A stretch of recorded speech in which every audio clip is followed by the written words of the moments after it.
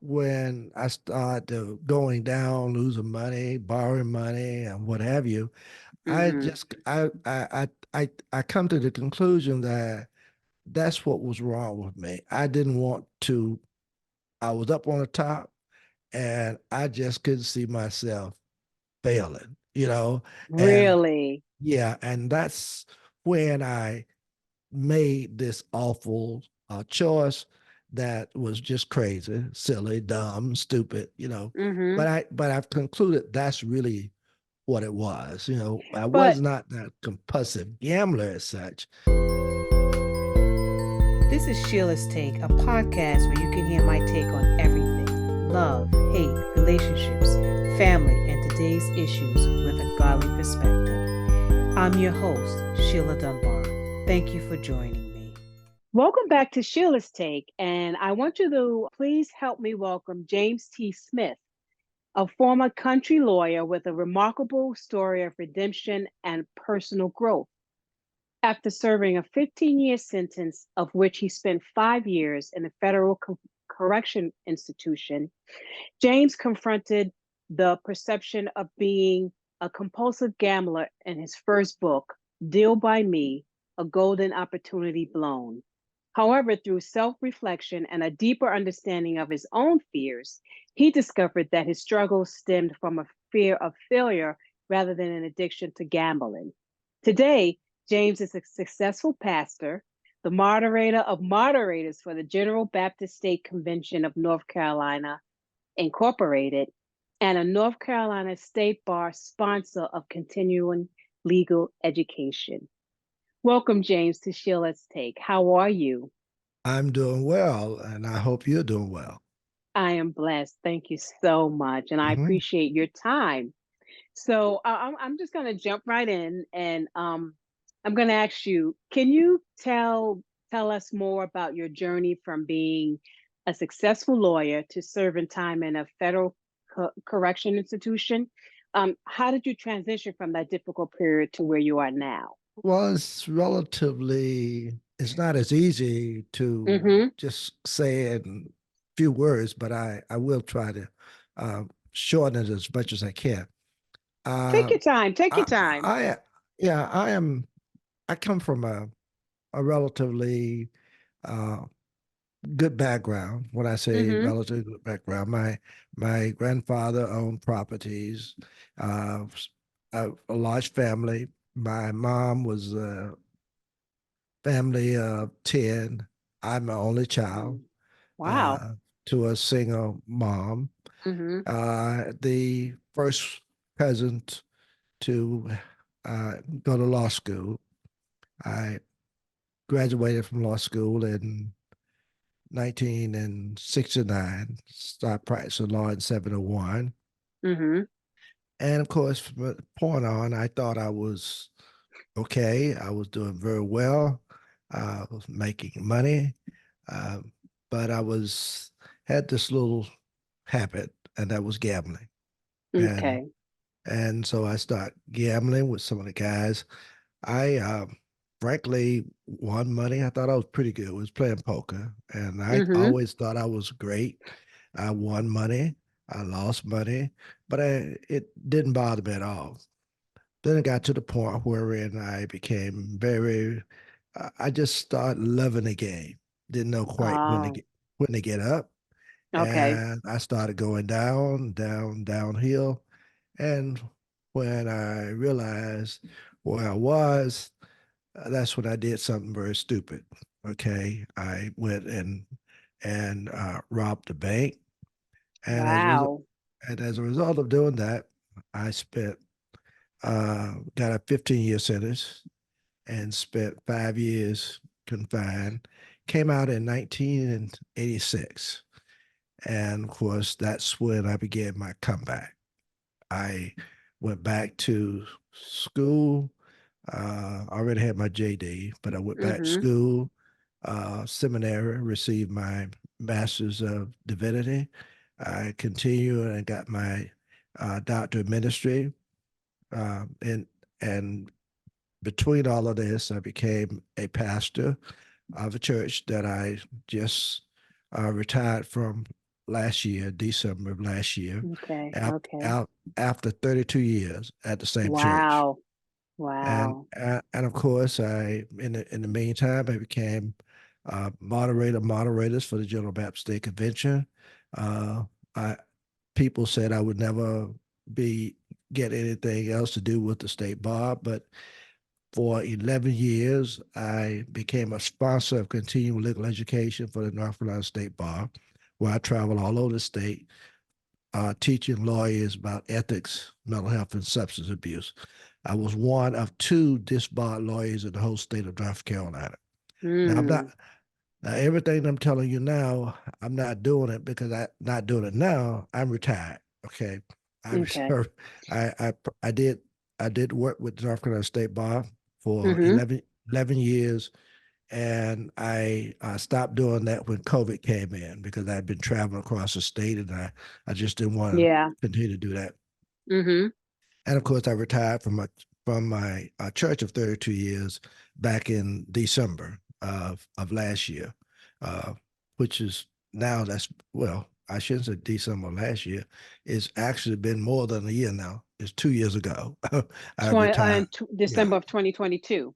right. December Okay. 2022, I Mm-hmm. retired from the church.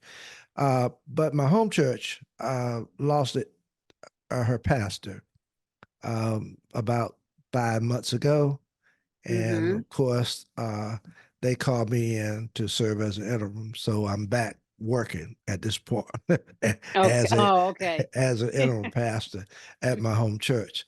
So, but that's kind of where I am, and in between all of that, back in school and out, and what I start Mm-hmm. writing.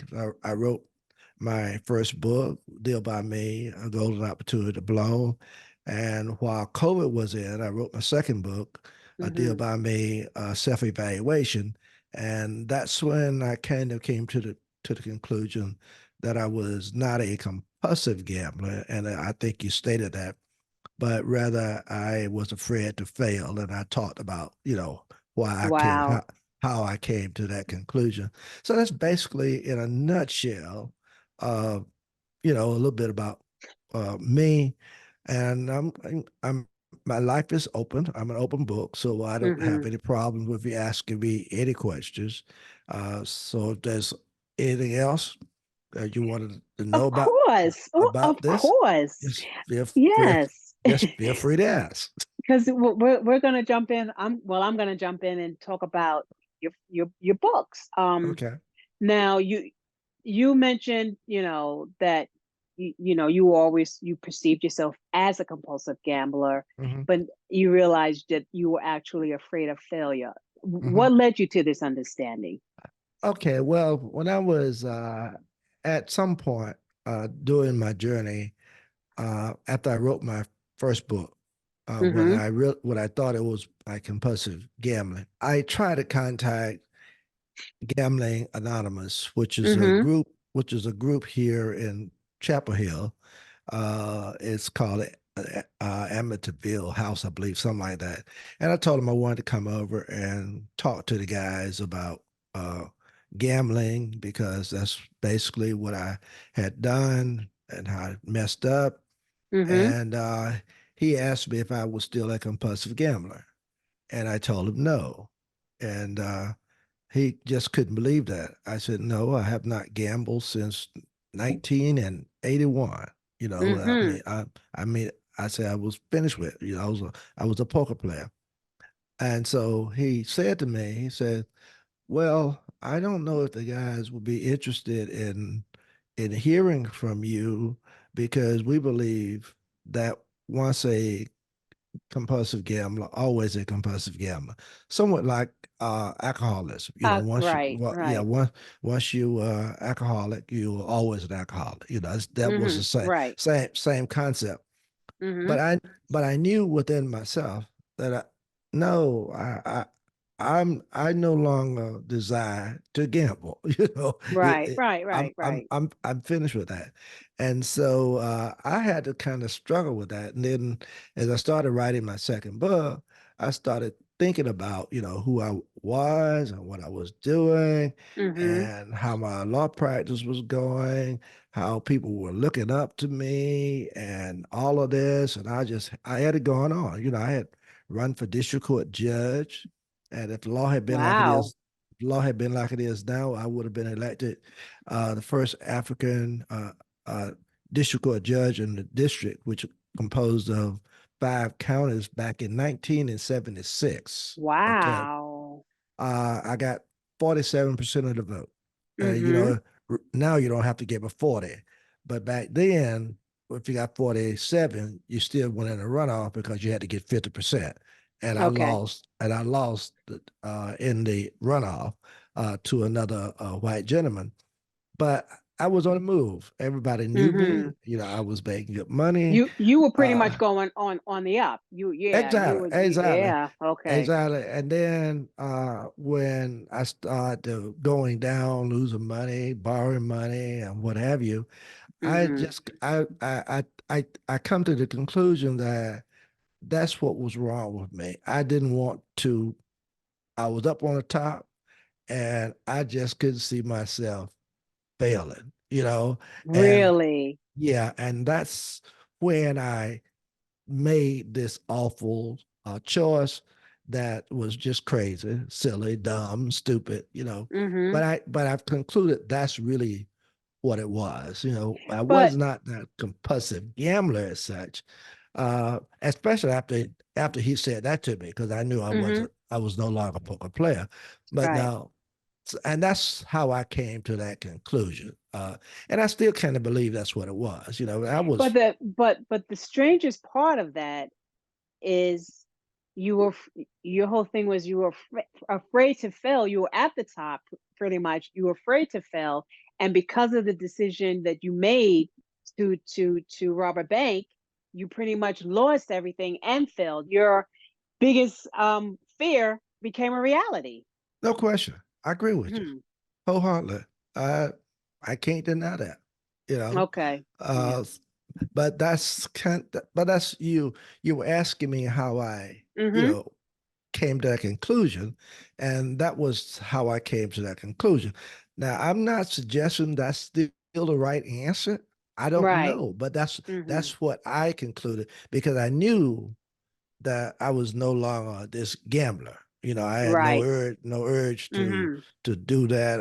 It was out of my mind. Playing poker, I've done that since 1981. When I committed my crime, Mm-hmm. it was over. And you've Uh, never played poker again. You've never no, gambled or anything. never, Wow. no, Wow. no. Wow. So, and so and when he told me that, I Mm-hmm. started thinking about it. No, no, no, I'm not a compulsive gambler, but I couldn't come speak to the guys because he said that I he didn't couldn't see how I would benefit them because they believe that once a compulsive gambler, always a compulsive gambler. And I had to talk to them from that viewpoint. And I knew Oh, yeah. I knew that was No. not me. And so I that's mean, how I. yeah. Yeah. I mean, your journey is something that you would have thought they would have been like, "Oh, definitely come because look, you defeated this. You've overcome this. Mhm. It can be done." Yeah, I think what happens, some people sometimes get the wrong, I guess, impression. I think you can have this. I let my faith kick in. Mhm. Yeah. My mom was a very committed to her faith. I was always in church. I kind of lost it along the way when I thought I was this and that, Mhm. Mhm. but but then when all of this happened to me and I was sent to Dorothea Dix Mental Hospital for observation, which I know you can understand why, because I'm this prominent attorney, and Mhm. all of a sudden I've done something so crazy Right. and stupid. So something had to be wrong with me. So I was Mhm. sent to the mental hospital. And it was there at the mental hospital when I really started reflecting on a whole lot of stuff. How do you get yourself in this kind of Mm-hmm. position. How is it that all of this can happen to you? You know, you on top of the mountain, you this and that, and now look what has happened. And my faith kind of just kicked in, and I say, it's over. All this other stuff I was doing, Mm-hmm. hanging out, drinking with the guys, playing poker and all that stuff, it's finished. And and I knew that I was gonna get some time for what I did. Mm-hmm. That did not bother me. I had come to the conclusion that I'm gonna Right. do the time, get it over with, and get my life back together. Mm-hmm. And that's what I did. Do you think that this was just of course it was eye-opening and very humbling for you, Hmm. correct? Oh, sure, Yeah, of course. definitely. Yeah. That you now you have two books, Deal by Me, A Golden Opportunity Blown, Hmm. and Deal by Me, A Self-Evaluation, right? Right, right. What do you hope readers will take away from both of them? Well, the first one, I think they can just see a a story of a very prominent, on the move lawyer Mm-hmm. who just kind of lost it, but then in the end pull himself together, back to school, Mm-hmm. start pastoring, uh, from that standpoint. So it's more like an autobiography. Okay. Okay. Mm-hmm. Uh, in the second book, I it's more about what I learned from my experience. Mm, It's okay. my it's kind of like taking this self-evaluation. What did I went through all of this? Now what did I Mm-hmm. get? What did I get from it? And that's what I kind of talk about. That's what I kind of deal with in the second one. Okay. Okay. Let's switch gears a little bit.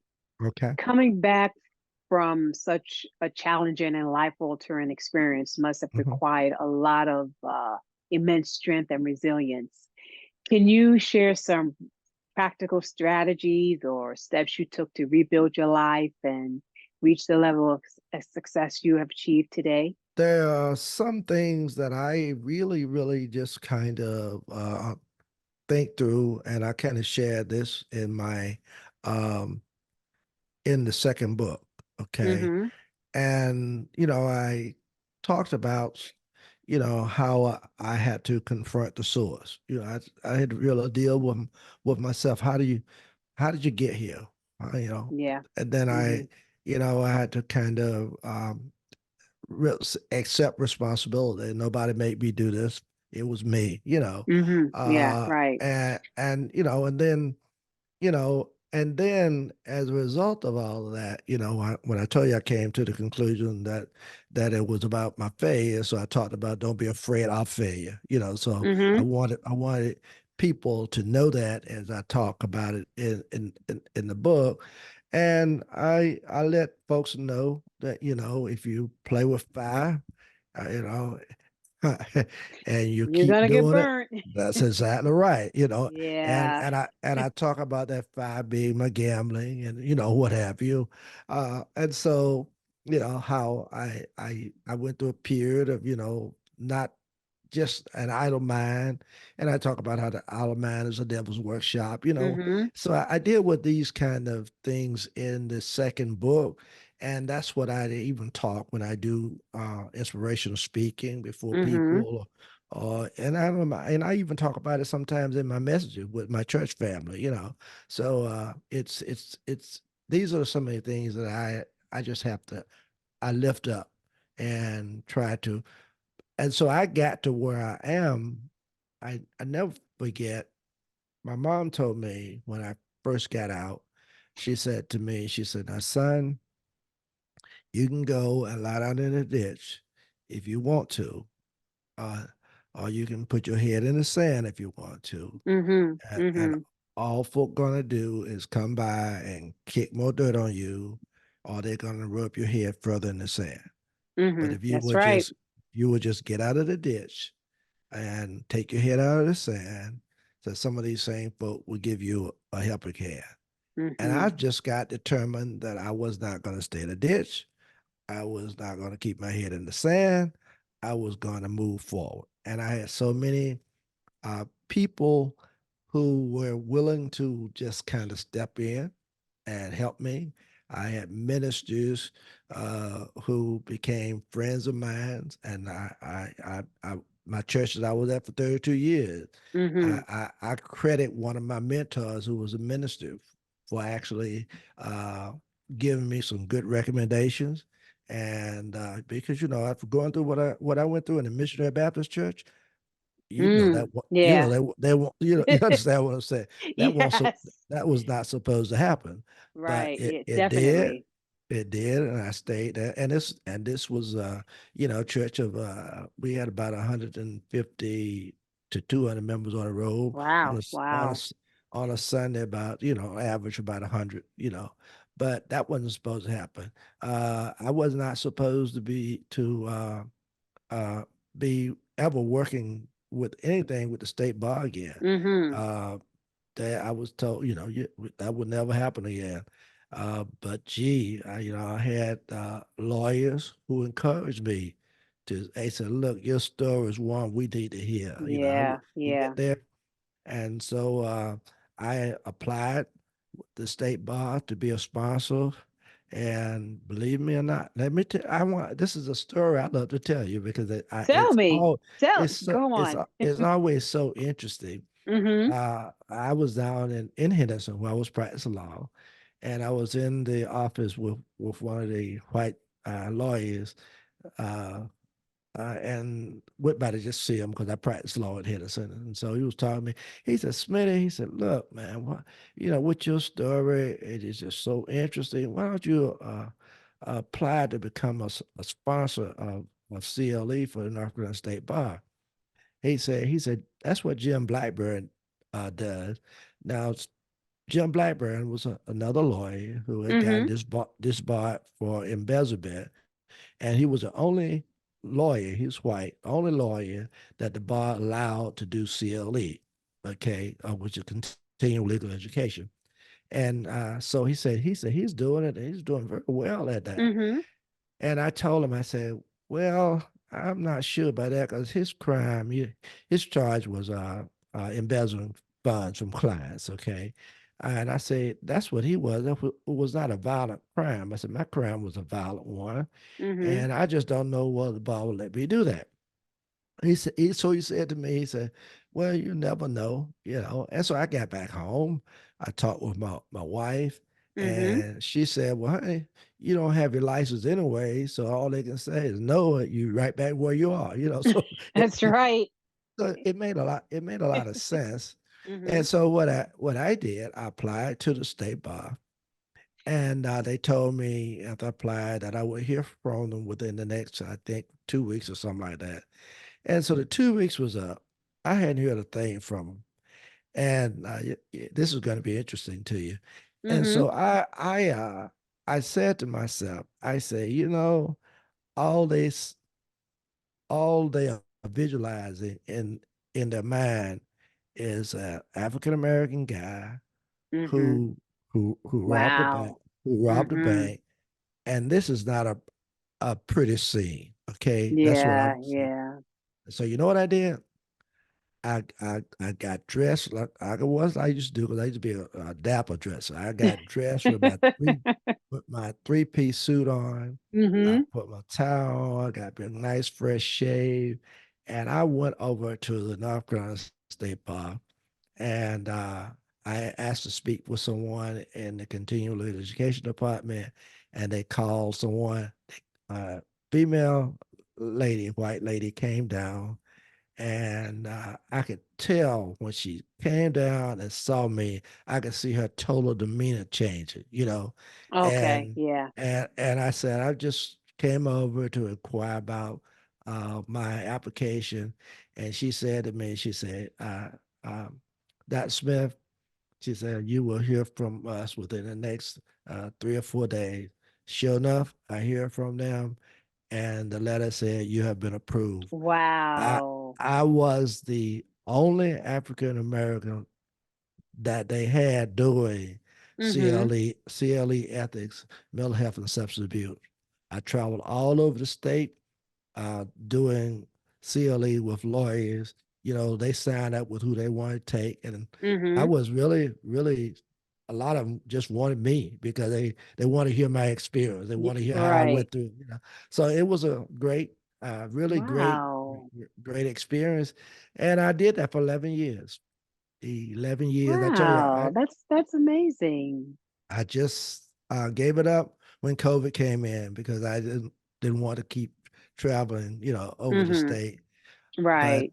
my wife tells me now because it would have been interesting because most folks now are doing this stuff on Zoom. She said you could have kept Yes. doing it. You could have You been doing sure could have. it. Yeah, but I just gave it up. So, Yeah. but I'm enjoying life. I want to kind of retire anyway. Just now have a enjoy my life. But I'm Yeah.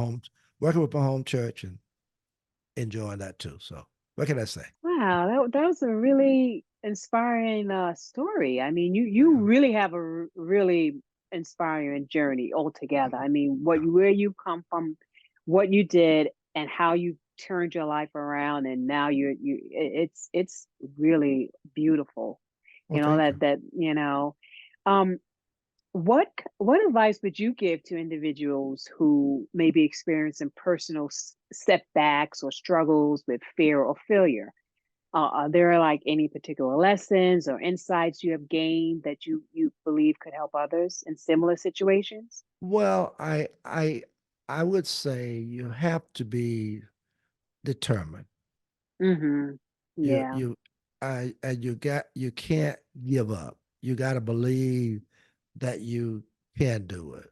Yeah. And if you believe you can do it, then you just have to step out there and first of all, be honest, Mm-hmm. be Yeah. forthright. Uh, don't mind sharing your story because that lets folks know that look, he is honest. Right. Um, Mm-hmm. even when I was called for an interview with my church family that I was with for 32 years, I I said, look, I'm not what I used to be. Mm-hmm. This is my story. And I want you to know that if you call me to serve as your pastor, that those things I used to do, that it's not me anymore. It's And yeah. and and so you gotta just let folks convince people that you are serious about what you want to do. What you want to And do. yeah, yeah, Mm-hmm.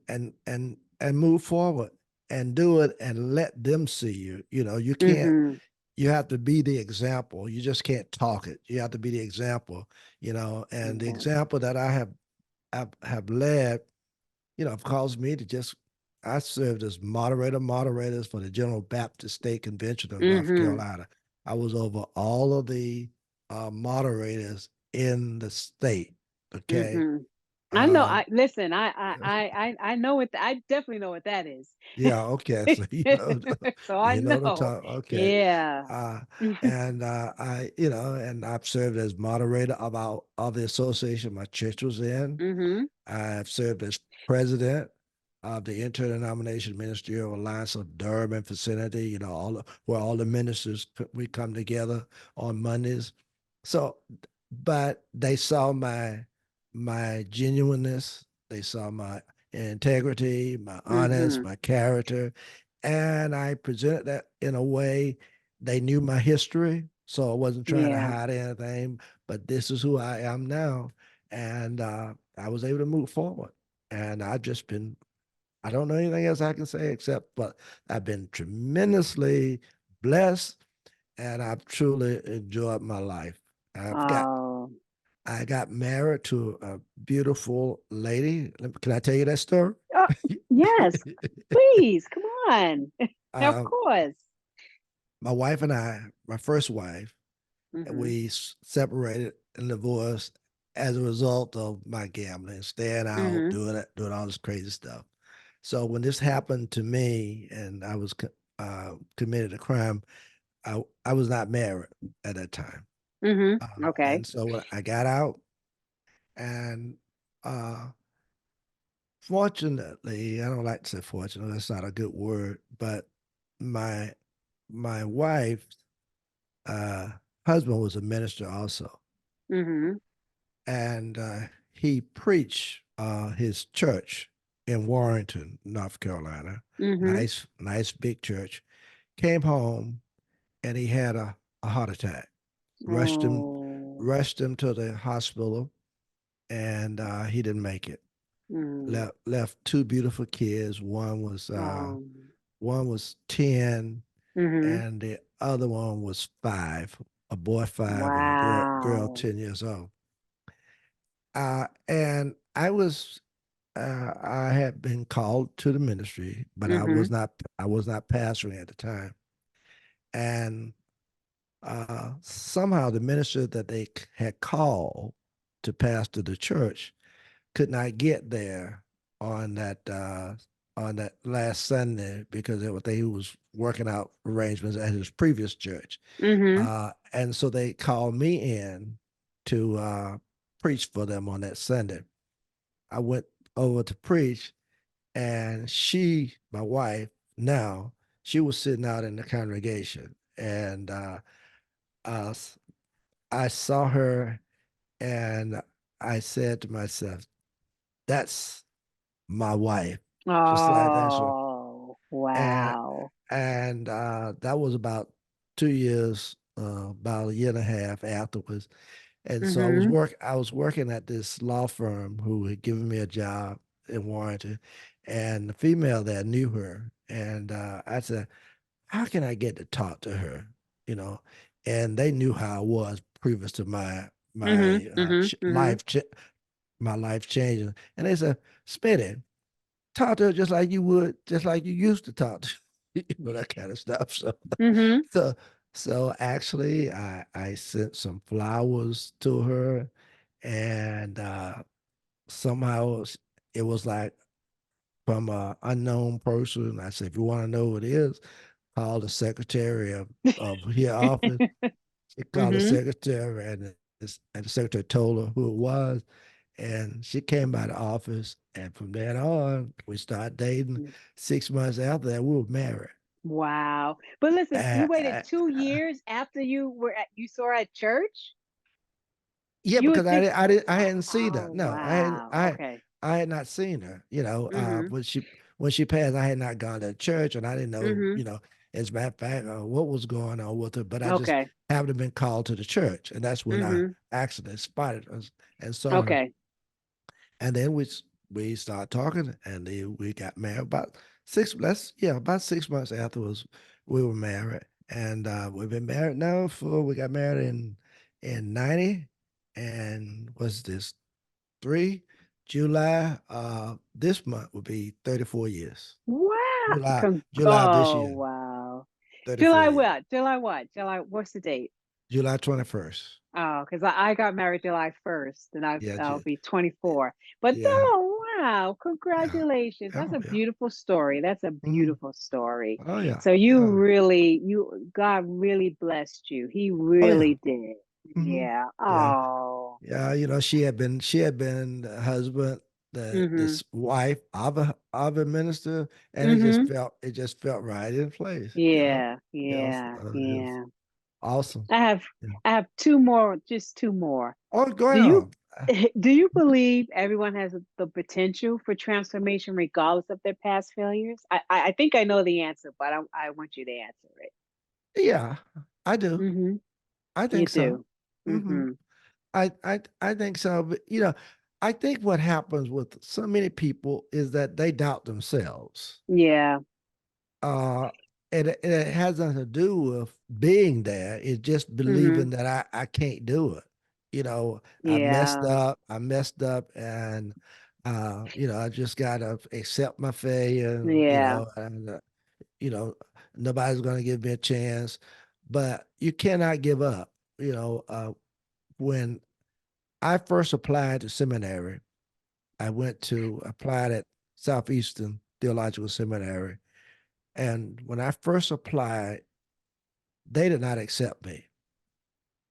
And in my mind, I'm saying, gee, of all the people that I thought would accept me would be seminary. Yeah. Follow me. Yeah. I done gone through this. Okay. Mm-hmm. Now, I could have let that really get me, but you know what I did? I applied the next semester, and Okay. Well, guess what? did they They accept accept. you? Yes, Oh you yeah, understand. yeah, So yeah. the point was Don't give up. they don't give up, and they probably knew that. Well, they're not. They knew of my background, Mm-hmm. but there was also a method with them. I probably wanted to see, is he really serious about this? Right, You right, follow me? right. And so Exactly, exactly. you gotta somewhat follow up and move Mm-hmm. on Stay and the don't course. stay the course. Mm-hmm. Good way to say. I tell people stay focused. Yeah. Yeah. Definitely, because yeah, sometimes Mhm. you get caught up in your own head. Yeah. It's a lot of times it's your mindset. It's what you think, and probably not even again, like you said, it could have been. Mhm. If he applies again, we won't accept him this time. But if he applies again, then we know he's serious about it. Yeah. Yeah. So Mhm. and that was great. Yeah. What are you grateful for? Woo. Boy, that's a good question.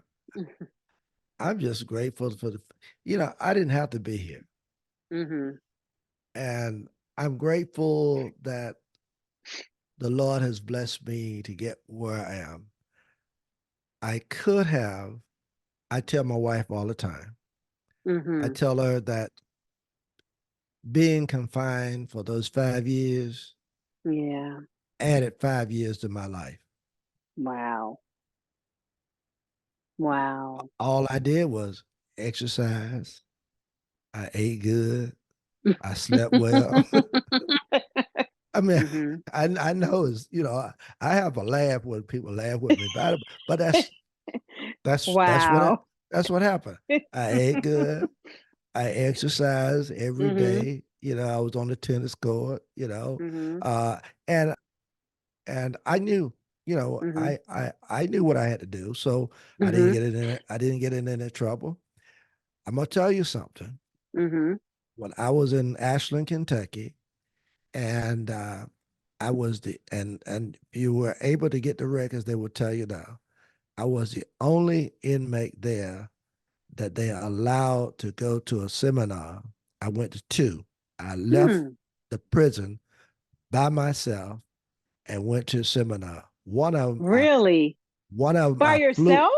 One of them I flew out to DC by Wow. myself, and they allowed me to go and come.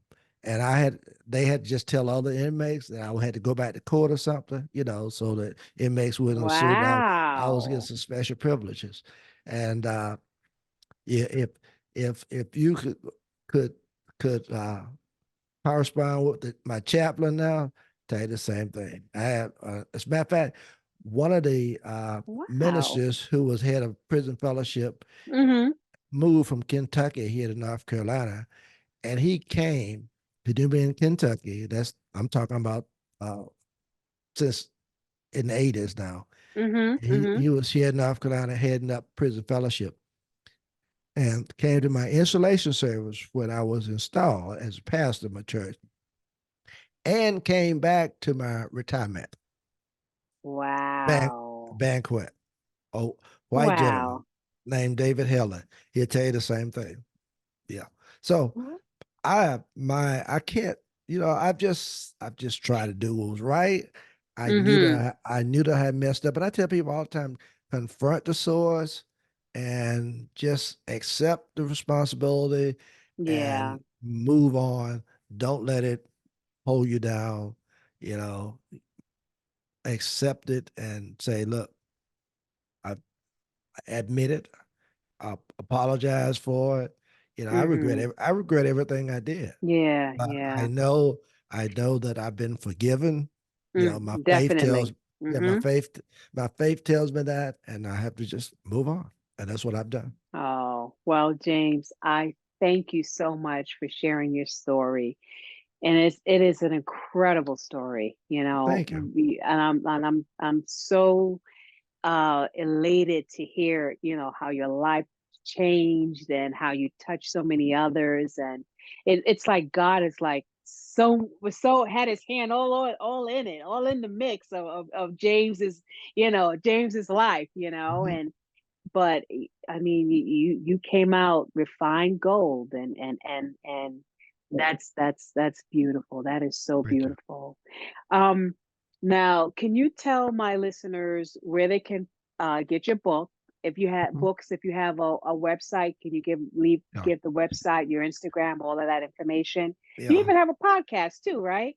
Sure. Please, I've done do. I've Mhm. already done I think I'm close to 150 uh, Wow. uh, uh, episodes already, and I've been doing it now right at well a little over a year, and that's going well. It's Deal by Wait, Me a little podcast. over a year? Uh-huh. Just a year? Wow. A little over a Wow. year. Just Okay. Deal by I put out about two every week. Okay. Okay. Yeah, about 2 week, and so that's going very well. And it's about, and my podcast is about, uh, tell us your story, encouraging, inspiring, and transforming. Yes. I And love it. so, I love it. when I talk to guests, most of them, a lot of them have gone through some situations, and they Mhm. talk about how they have overcome, and what can you share with listeners of this podcast that will be encouraging, inspiring, and transforming. Ah, Yeah, yeah. yeah. That's So, beautiful. What's the so name of ha- the podcast again? Deal by Me Deal by podcast. Me So- podcast. s- Oh yeah. remember the name of the book, and just put podcast beside it. Deal by Me podcast. That's all And you got to do. oh, thank you Yeah, so yeah. much, James. And your books you Uh, can get on Amazon? yeah, my books are on my website, Hmm. www.dealbyme.com. Oh, and thank you so much. and Go and, uh, ahead. you- and you can also get it from Amazon. All of them. Okay. Amazon. You just put the name of the book and by James W. Smith. They all come up. Okay. Okay. And So do you have are you on any of the social media, Instagram yeah, and yeah. I'm on Facebook, okay. uh, LinkedIn, Mhm. and Twitter. I don't do a Okay. lot. I Okay. don't do a lot. I don't do a lot on Twitter. Most of my stuff is Okay. on LinkedIn and Facebook. Okay. Okay. Yeah. Okay. All right. Mhm. Well, thank you, James W. Smith, for coming That's by and blessing Sheila's Take podcast with your incredible, inspiring, motivating story. And I pray that you continue to do what you're doing because your story is amazing. Thank you. And Appreciate it. more people definitely need to hear it because it is definitely a blessing. Well, thank you so much, and I appreciate you. Appreciate your questions, and I hope that I've truly been a blessing to your podcast. Oh, you definitely Oh, have. You thank definitely you. have. Thank you. Thank you. Take care. Okay. All right. Join me next time where I will continue to discuss more of today's issues. I'm your host, Sheila Dunbar. Blessings to you.